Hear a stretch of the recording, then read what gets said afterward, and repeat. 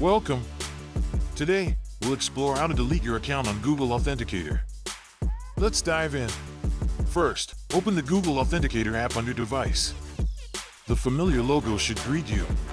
Next, locate the account you wish to delete. It's usually under the main screen where all accounts are listed. Tap the three-dot menu icon in the corner of the account details. This gives you options to manage your account settings.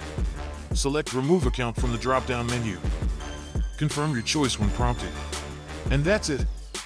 You've successfully deleted your account from Google Authenticator. Stay secure. Always keep backup codes handy for your important accounts after removing them from Authenticator. For added security, consider using alternative 2FA methods if you remove accounts frequently. Remember to review your security settings regularly to keep your information safe. Thank you for watching. Stay informed and safe with your account management.